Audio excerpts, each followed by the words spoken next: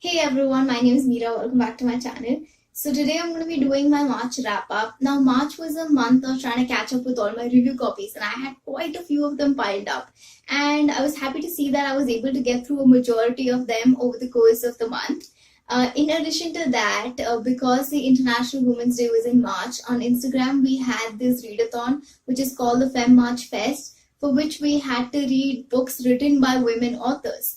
Another thing that happened in March is that for our Indian Booktube Club, we picked up Norwegian Wood by Haruki Murakami, which we were supposed to read and make a discussion video about. But sadly, I did not get through Norwegian Wood. I had to DNF it, even though I tried a couple of times to really get into the story, because I found the writing to be a little too detached. I just wasn't able to connect to what was happening in the book. So I did not make a video about the Book of the Month pick, but I was able to read quite a few books for Fem March Fest and others as well. So I'll tell you what I finished reading in March and what I thought about those books. The first book I read in March is called Night. It is Elie Wiesel's account of having persevered through the Holocaust. It captures not only the initial skepticism that the Jews had with regards to the fact that the Nazis could be committing genocide and that the world would be silent and not help them, and it also shows you the subsequent ruthlessness and the inhuman atrocities that these Jews were subjected to. While Elie Wiesel is talking about his experience of the Holocaust, this book also raises questions of religion and faith, because people begin to wonder where is their God and why is he being silent and leaving them to such cruelty. This is a very hard-hitting book and it marks one of the lowest points of humanity.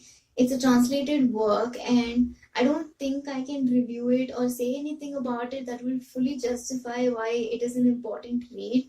It's my second time reading this book and it still is very heartrending. For those who are a little sensitive, this book would be a little more difficult to process, but I would really recommend reading this book because it's important and we owe it to the author, to the victims of this historical event, to read about their story, to know what went on. I gave it a 5 out of 5 stars. The second book I read in March is called You Can't Go Home by Sarwat Hassan.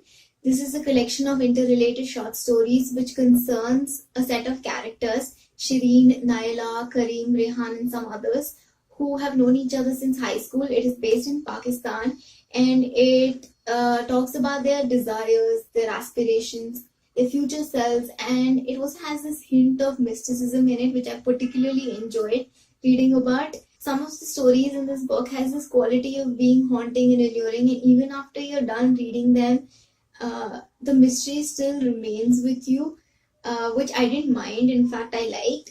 So on the whole, some of the stories in this collection are really good and some others are okay. I gave it a rating of 3 out of 5 stars. I received a copy of this book for review from Penguin India. The third book I read in March is called Children of Blood and Bone. Yes, I finally read it. I have been waiting to read this for so long. Thank you so much to Pan Macmillan India for sending me an arc of this book. In Children of Blood and Bone, we follow Zeli Adebola's fight to restore magic in her homeland Orisha.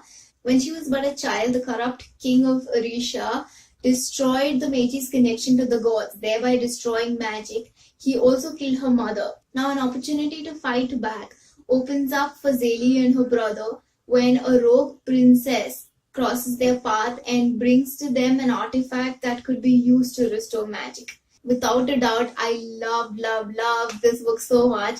It has become one of my favorite fantasy fictions ever. The world building is very detailed, but it doesn't get overwhelming at all.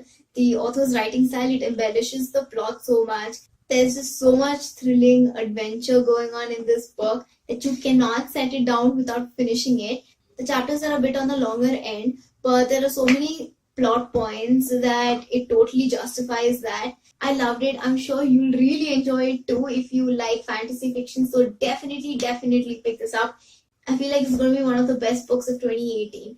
Of course, I gave it a 5 out of 5 stars. This next book was also sent to me by Pan Macmillan India. Goodbye Perfect by Sarah Bernard is not only about the changing dynamics between friends, but it also captures the heartbreak of being abandoned.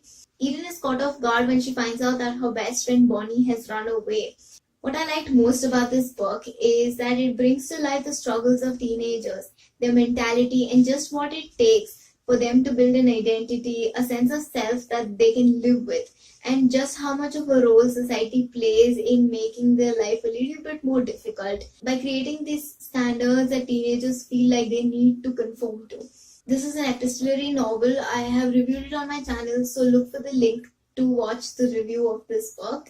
I gave it a 4 out of 5 stars. For a beguiling murder mystery that is set in pre-independence India, read Sujata Massey's A Murder on Malabar Hill. This was my 5th book of March. By making us witness to Parveen's upbringing, her character traits, and just how much of an impediment it was for her to become a lawyer in 1920s Bombay, this book is also a women's fiction in that it highlights themes like sexism, abuse, and just gender roles that are a little faulty. The mystery part of this book is definitely very, very enjoyable. It's not basic and it keeps you guessing. So I, for one, was not able to predict what was going to happen in the climax, which, according to me, makes for a very good murder mystery.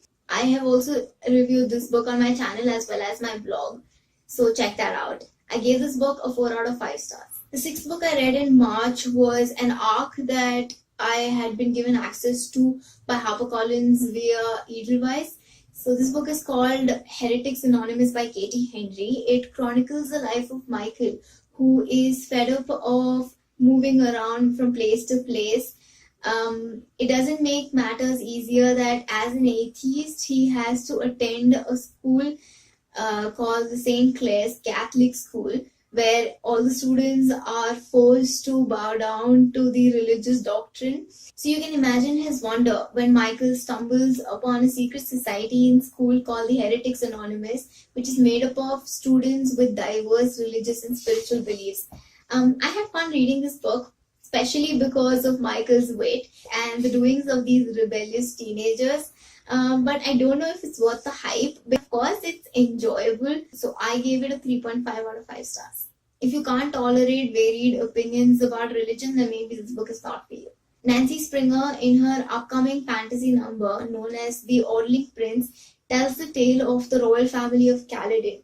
Now, Eric sits helplessly as his father, the king, is on his deathbed due to an unknown illness. So when a stranger, a fae, rides up to their palace and demands to see the king, Eric can't help but wonder if there's hope for the king. So this book also, in addition to being a fantasy, it has a great deal of adventure.